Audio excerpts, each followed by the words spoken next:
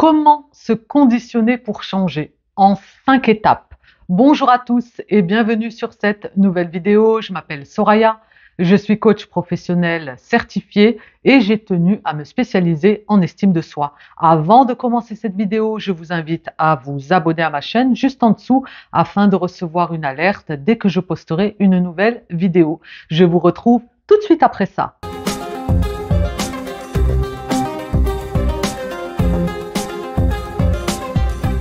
Comment se conditionner pour changer? À travers cette vidéo, je vais vous apporter les 5 étapes, je dirais cruciales, pour pouvoir changer. Parce que le changement, c'est pas une mince affaire et il va falloir s'armer de patience. Le changement ne se fait pas du jour au lendemain, mais il faudra bien sûr de la persévérance et de la discipline, mais je vais y revenir. La première étape, il va falloir poser un objectif. Que voulez-vous changer dans votre vie? Qu'est-ce que vous voulez améliorer? Qu'est-ce que vous voulez faire véritablement? Là, nous partons d'un objectif. Qu'il soit petit ou grand, il va falloir le poser pour pouvoir changer. Parce qu'on peut changer ce dont on a conscience. Si vous n'avez pas conscience de la chose que vous voulez changer, vous ne pourrez pas la changer, tout simplement.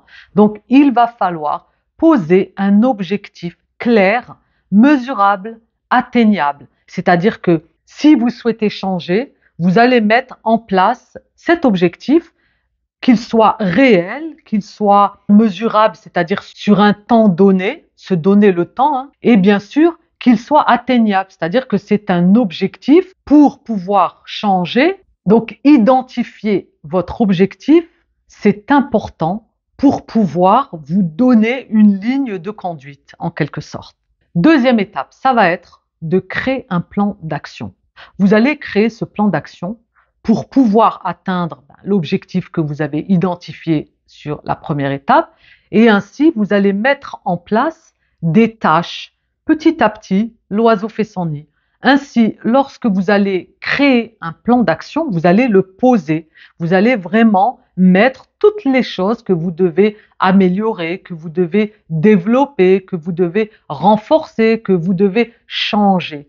Et ainsi, vu que vous allez mettre ce plan d'action, vous allez logiquement vous y tenir. Et ainsi, vu que vous allez diviser ce plan d'action, ça va être une source de motivation et d'engagement. Tout est posé. Donc vous ne pourrez pas vous dire ah ben non, vers où je vais, je sais pas comment faire, est-ce que je vais y arriver ou non, puisque vous avez identifié l'objectif en étape 1 et ensuite en second, vous allez créer des plans d'action pour y arriver. Troisième étape, ça va être d'utiliser des rappels visuels. Ça peut être un post-it sur le réfrigérateur, sur votre bureau, sur votre téléphone. Si vous faites cela, ça va toujours vous amener à cette dynamique de changement. Parce que le changement, encore une fois, c'est sur le temps, c'est pas du jour au lendemain. Donc le fait de vous mettre des petits rappels que vous pouvez voir à chaque moment, eh bien ça vous amène toujours dans l'instant présent et vous ne lâchez pas votre objectif initial, donc l'objectif que vous avez mis en place pour pouvoir l'atteindre. Le fait de se le rappeler et de mettre des petits mémos un peu partout, eh bien vous allez rester toujours dans cette dynamique motivante, engageante. La quatrième étape, elle est cruciale. Ça va être de pratiquer la discipline et la persévérance. Si vous souhaitez changer, il va falloir une discipline. Vous disciplinez tous les jours. Le changement demande de la discipline et de la persévérance. Vous n'allez pas lâcher l'objectif, même si des fois ça peut être dur, même si des fois vous n'avez pas cette motivation. Il est essentiel d'avoir une discipline exemplaire. Si vous souhaitez changer dans votre vie, il va falloir passer par cela.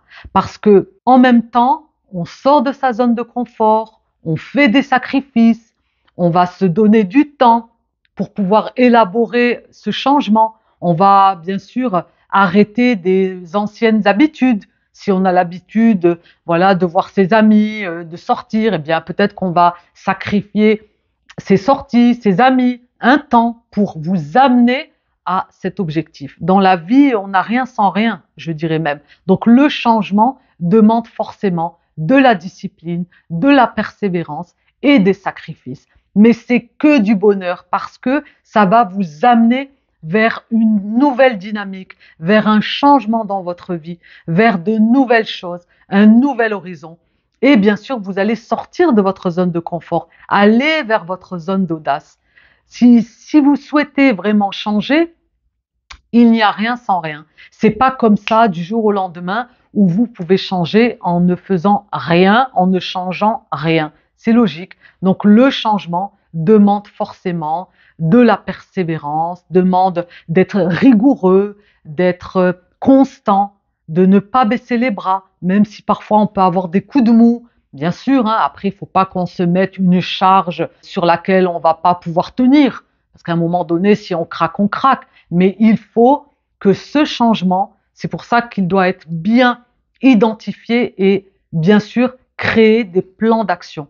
Parce que sinon, à un moment donné, vous allez lâcher et vous allez retourner à la case départ. Hein. C'est un petit peu comme le jeu de loi hein, où on allait jusqu'à je ne sais plus combien de cases et à un moment donné, vous retournez à la case départ. Là, c'est pas faute de ne pas être prévenu. Donc là, vraiment, je vous invite à ne pas prendre ça à la légère. Si vous souhaitez avoir du changement dans votre vie, il va falloir passer par des sacrifices. De toute façon, si vous n'êtes pas dans la persévérance, eh bien, vous allez vous décourager. La persévérance, ça va vous encourager à aller de l'avant, à être focus, quoi qu'il advienne, quoi qu'il arrive. On y va parce qu'on est tellement dans cette dynamique, on a la niaque, on a envie de réussir, on a envie d'y arriver, on a envie surtout de changer ce qui ne nous convient plus, de se donner les moyens d'aller vers quelque chose de meilleur pour nous.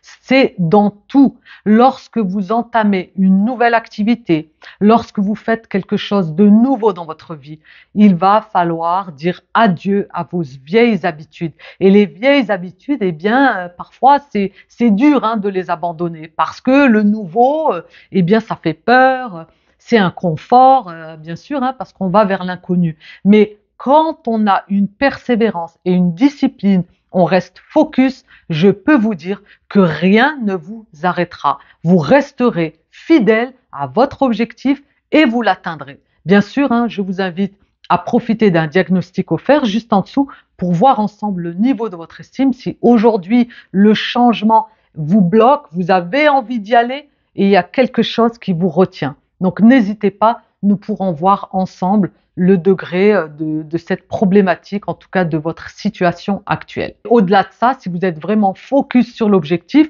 il n'y a aucune raison pour que vous ne puissiez pas changer les choses. Vraiment. 5e étape, c'est d'être flexible et de vous ajuster. C'est-à-dire que lorsque vous avez établi votre plan d'action, si on va dire le hasard ou l'inconnu, il y a des nouvelles choses qui vont arriver, soyez flexible, réajustez et continuez, améliorez, revoyez. Mais le plus important, c'est de garder toujours cette dynamique et être ouvert aux ajustements parce que parfois, on décide d'une chose et on peut découvrir de nouvelles choses. Et à un moment donné, on peut se dire, ah, mais j'avais prévu ça, mais finalement, j'ai pas vu ça venir. Eh bien, ce n'est pas grave. Vous allez ajuster. Le plus important, c'est votre stratégie du départ, votre objectif, vos points. Vous n'allez pas perdre le fil parce que la finalité, vous la voyez. Il suffit de rester focus dessus. Et ainsi, avec les étapes, on va ajuster, on va améliorer. Peut-être que ça n'a pas marché. Ce n'est pas grave. Je recommence. Je me suis donné 15 jours. Ce sera 3 semaines ou alors 1 mois. Mais ce n'est pas grave. Le plus important, c'est de rester fidèle à votre objectif, focus, en avant, et vous verrez que rien ne pourra vous arrêter. Et c'est ça qui est merveilleux.